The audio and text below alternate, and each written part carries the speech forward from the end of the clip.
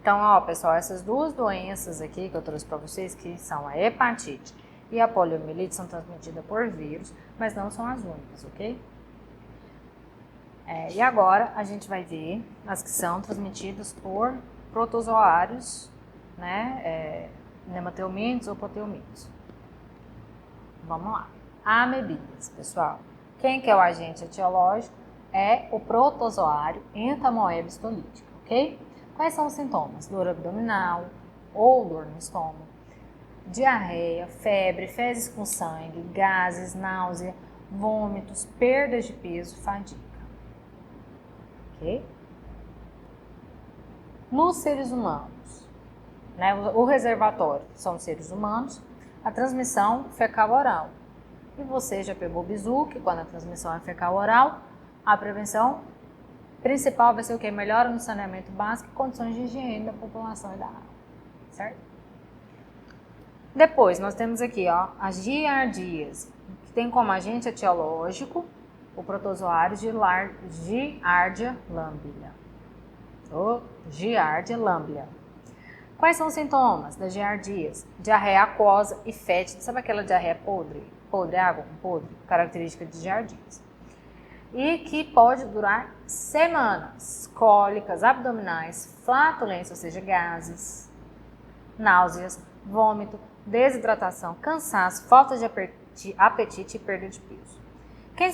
Quem é, né, o reservatório natural da giardia? São seres humanos. Transmissão fecal-oral.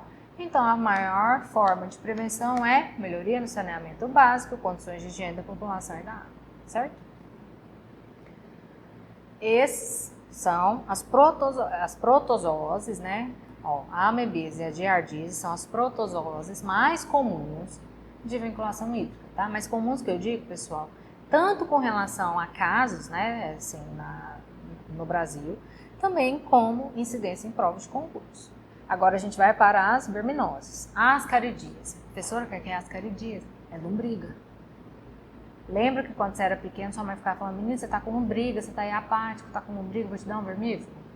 E, inclusive, até hoje, como adultos, é recomendado que a gente tome vermífugo uma vez por ano, viu? É para prevenir principalmente quem? A lombriga. Quem que é o agente etiológico? O Ascaris lumbricoides. Quais são os sintomas, gente, das ascaridíase? Dor abdominal, náusea, vômito, diarreia ou prisão de ventre, febre, tosse, respiração sibilante, ou seja, aquela respiração mais lenta, sangue nas fezes, cansaço excessivo e perda de apetite. Professora, será que eu estou assim nesse banzo, pois dá para concurso público, é porque eu estou com lombriga? Pode ser, dá uma olhada, viu? Os reservatórios, quem são? Quem é o maior reservatório? Seres humanos. Transmissão fecal-oral. Se a transmissão é fecal-oral, a prevenção principal é melhora no saneamento básico, condições de higiene da população e da água, certo? Esquistossomose. Quem que é o agente etiológico? Esquistossoma mansoni. Sintomas: febre, dor de cabeça, calafrios, suores, fraqueza, falta de apetite, dor muscular, tosse, diarreia, enjoo e vômito. Reservatório: seres humanos e caramujo. A esquistossomose é a doença do caramujo. Já ouviu alguém, sim, que tem convivência, né, com o ambiente rural falar assim, lagoa parada da caramujo, da verme, da doença? É por conta disso daqui, ok? Por conta dessa doença, tá? Da esquistossomose. A transmissão fecal-oral. Apesar de ter o caramujo como um dos reservatórios, a contaminação continua sendo fecal-oral.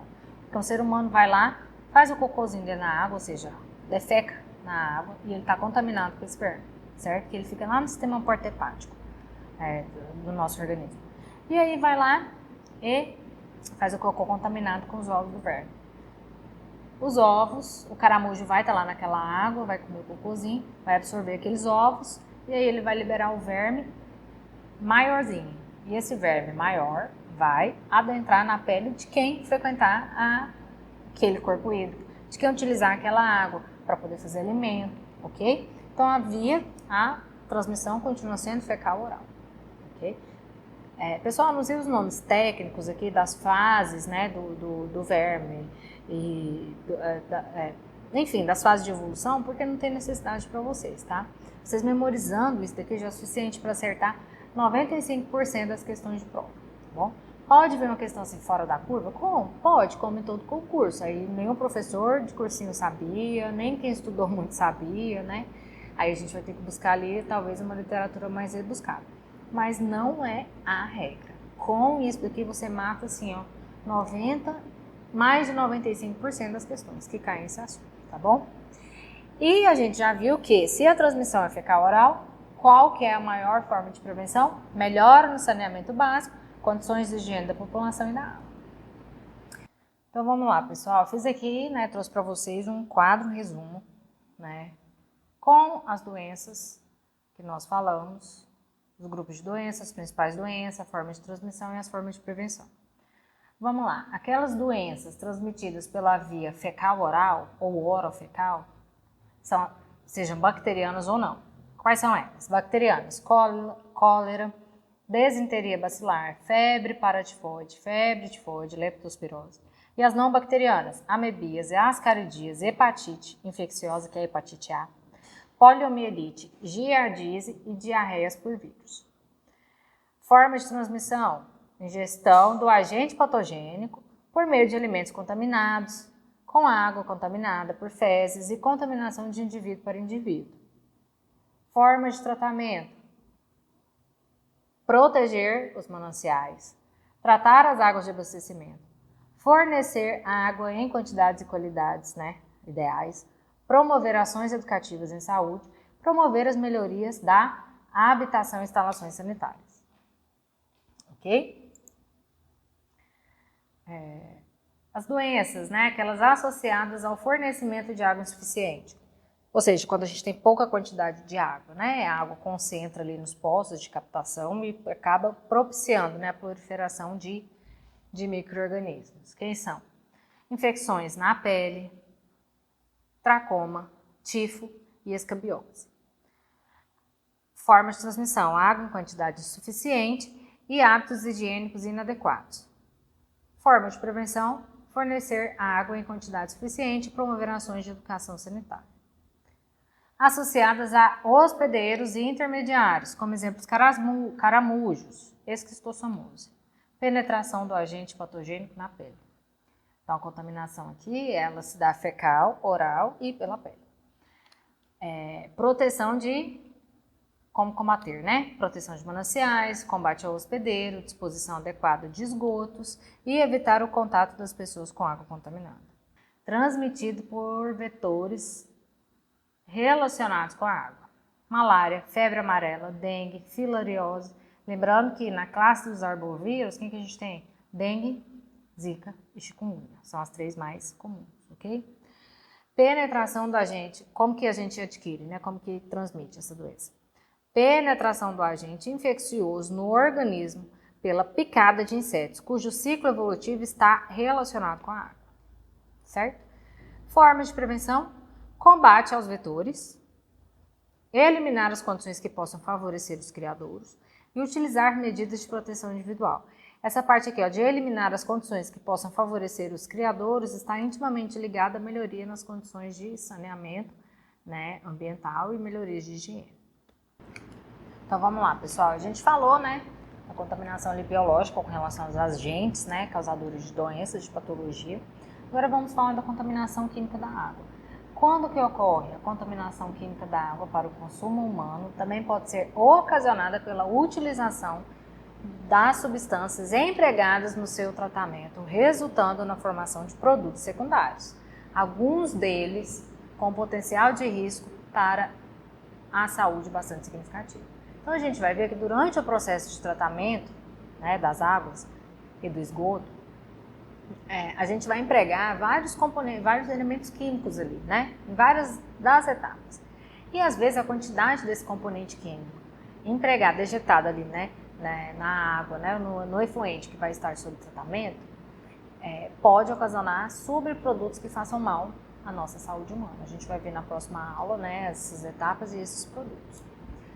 As substâncias empregadas no cultivo e controle de pragas da agricultura ou utilizadas no combate aos vetores de certas doenças também contribuem para a poluição das águas subterrâneas ou superficiais e são determinantes de sérios problemas de saúde. O que ele está falando aqui, pessoal? Que ocorre a contaminação química da água quando há um elevado uso, um alto emprego de agrotóxicos. Algumas classes de agrotóxicos já foram proibidas no Brasil, ok? A gente não pode utilizar mais algumas dessas classes de agrotóxicos porque elas contaminavam bastante o lençol freático, contaminavam a água, né, dos rios e, enfim, causavam sérios danos à saúde.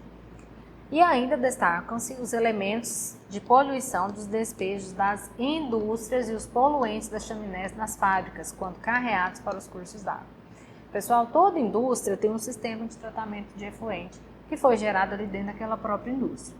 Quando eu falo efluente, eu não estou me referindo só à água ou só ao esgoto, estou me referindo aos dois, ok? Então, efluente aos dois. E toda empresa também que trabalha com emissão de gás tem que ter um filtro na chaminé. Só que mesmo assim, ocorre, né, de esse ar liberado pela chaminé, essa água, né, esse efluente ali, industrial, de origem industrial, liberado no corpo hídrico, ele não atender totalmente às especificações. E aí causa uma contaminação química, ok? E dentro dessa contaminação química da água, tem alguns elementos que a gente pode citar, como por exemplo, os caramatos. Então, é uma classe de produto químico que até então era utilizado muito nos agrotóxicos. Arsênio, gases de efeito estufa, porque os gases de efeito estufa compõem a chuva ácida que a gente viu que eleva o pH dos rios, diminui o pH dos rios, ok? Você acabou de assistir um trecho de uma das nossas aulas da turma Sanesul. Para você que está nos conhecendo agora, deixa eu me apresentar. Eu sou o professor Eduardo Ferrufino e estou aqui para te ajudar no seu objetivo, que é a aprovação. A família Fita já tem tradição em aprovação em concursos públicos. E na Sanesul não é novidade, nós temos várias aprovações. Vou trazer aqui alguns dos nossos resultados. Nós tivemos, primeiro lugar, agente em saneamento, Sara Cristine. Mas não foi apenas um primeiro lugar, nós tivemos outro primeiro lugar, Fernando Lara, técnico em análise e tratamento, também em primeiro lugar. E também nós tivemos aqui contador, terceiro lugar, nível superior. E aí, para finalizar, nós trazemos aqui a nossa seguidinha, onde tivemos primeiro, segundo, terceiro e quarto lugar no concurso da Sanesul. Agora você já conhece a nossa família. Pode comparar, você vai encontrar vários cursos na internet, mas nenhum é melhor que a família Fita. Nós somos a família que mais aprova na região. Ficou interessado? Então acesse o nosso site fitaconcurso.com.br, clique no link da turma Sanesul e faça a sua matrícula agora mesmo. E junte a família Fita. Te espero por aqui. Valeu, até mais! Então vamos lá. Quem são os principais contaminantes químicos que a gente tem na água? Os inorgânicos, nós temos arsênio, cádmio, chumbo, os cianetos e o cromo. Vamos lá. O arsênio, efeito sobre a saúde humana, tá? Ele causa intoxicação aguda do sistema nervoso central e pode levar ao coma e à morte. O envenenamento crônico caracteriza-se por fraqueza muscular, perda do apetite e náuseas. Envenenamento crônico, pessoal, é aquele que a pessoa vai sendo exposta àquele agente contaminante químico em pequenas doses por longo período de tempo. Então, ela vai criando uma resistência, só que ela vai apresentando sintomas, tá? Cádmio provoca desordens gastrointestinais graves, bronquite e enfisema, anemia e cálculo renal. Chumbo provoca cansaço, ligeiros transtornos abdominais, irritabilidade e anemia. Os cianetos pode ser letal em altas doses. Cromo, em baixas doses, causam irritação na mucosa gastrointestinal, úlcera, inflamações na pele e em altas doses pode provocar doença no fígado e rins, podendo ser fatal. Os fluoretos. Os fluoretos, eles têm uma dose recomendada mínima que ajudam, né, que está presente ali no final do tratamento da água, ok? Então, ó, doses recomendadas previnem o aparecimento de cárie dental, melhoram o índice de fertilidade e do crescimento. Em altas doses, os fluoretos podem provocar doenças como a fluorose dental, que é aquele esbranquiçamento, aquela coloração, aquela manchinha branca no dente.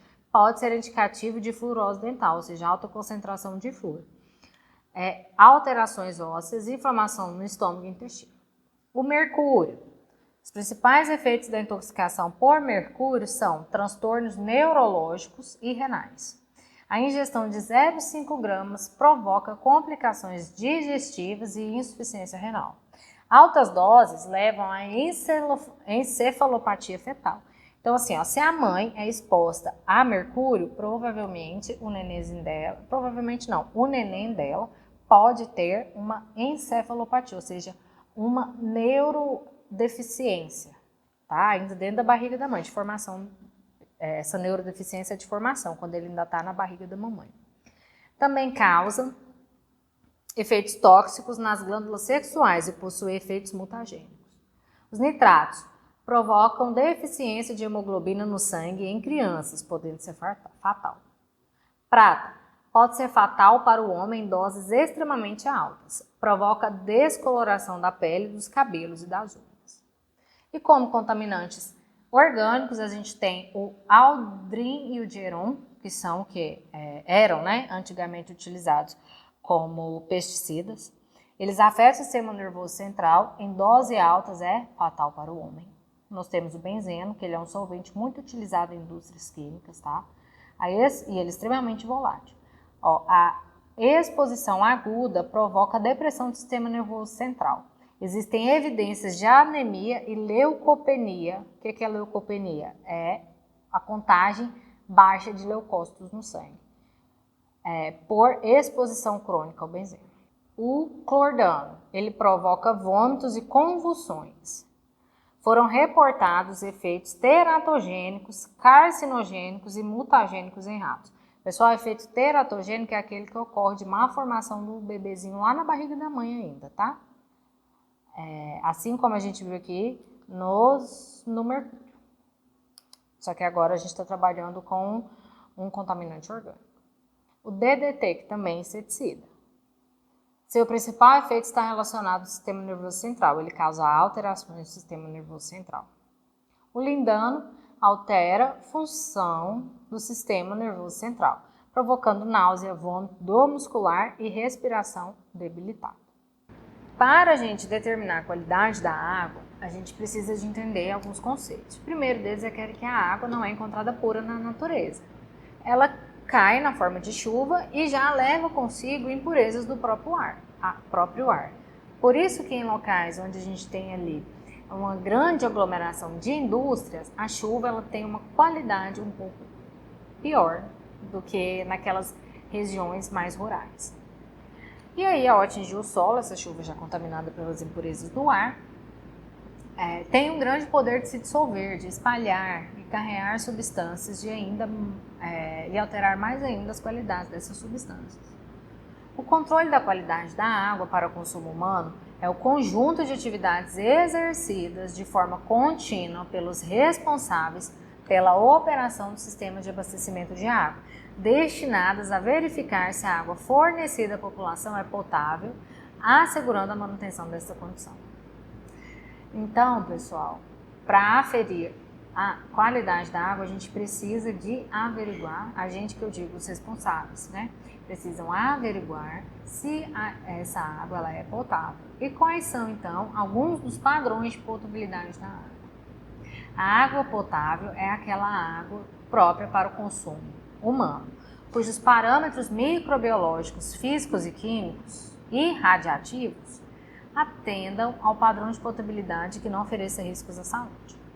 A água própria para o consumo humano, ou seja, a água potável, deve obedecer a certos requisitos estabelecidos pelo padrão de potabilidade da Portaria 888 de 1921 do Ministério da Saúde. De novo, a Portaria 888, então ela traz ali, né, várias partes, né, dessa Portaria 888 é de extrema importância para vocês. Quais são os requisitos estabelecidos? Os requisitos físicos da água são não possuir gosto, odor objetiváveis e não conter cor e turbidez acima dos limites estabelecidos. Então, a água ela não pode ter cheiro, ela não pode ter gosto. E, além de tudo, ela não pode ter cor e nem ser opaca, ok? Ela tem que ser transparente e cristalina, ok? Esses são os padrões, os requisitos físicos. Os requisitos químicos. não conter substâncias nocivas ou tóxicas acima dos limites estabelecidos no padrão de potabilidade. A gente vai ver mais para frente alguns desses quesitos, ok? Biológica, não conter mecanismo ou não biológicas, não conter micro-organismos patogênicos. Radiativa, não ultrapassar o valor referência previsto em portaria vigente à época. Então, ó, segundo as recomendações dessa mesma portaria 888 de 2021, o pH da água deve estar entre 6 e 9 e a concentração mínima de cloro residual livre em qualquer ponto da rede de distribuição deverá ser de 0,2 miligramas por litro, certo? Características de aceitação da água para o consumo humano. Ela deve ter aspecto e gosto agradável, não deve ter odor. A cor, ela é determinada pela presença de substância em dissolução na água e não afeta a sua transparência. Então a água não pode ter cor e ela tem que ser transparente, porque a transparência está relacionada à turbidez, que é causada pela matéria em suspensão na água, por exemplo, a argila, a matéria orgânica, e altera então o que? A transparência, certo? Essas são as características físicas da água para o consumo humano, ok? Os padrões de potabilidade com relação às características químicas da água serão fixados em limites de concentração de componentes químicos por motivos de ordem sanitária e econômica. Relacionam-se às substâncias com aspecto econômico, por exemplo, causadoras de doença, ou relacionam-se com substâncias de aspecto econômico, como, por exemplo, substâncias causadoras de dureza da água. Já ouviu falar em água dura? Não é do ditado. Aliás, o ditado é água mole e pedra dura, não água dura, né? Então, a água dura é aquela água que possui uma concentração de íons cálcio, de íons magnésio, de íons fosfato, mais elevada em sua concentração, tá? Ela não é uma água dura, rígida. Porém, aquela água ela não pode ser destinada antes de um tratamento prévio. E se for possível tratar, dependendo da concentração que existe ali, desses componentes químicos na água, né?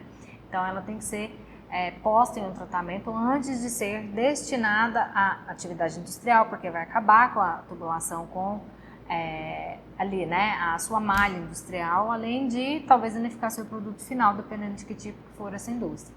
E também não pode ser utilizado em consumo, porque pode fazer mal para nós, os seres humanos, certo?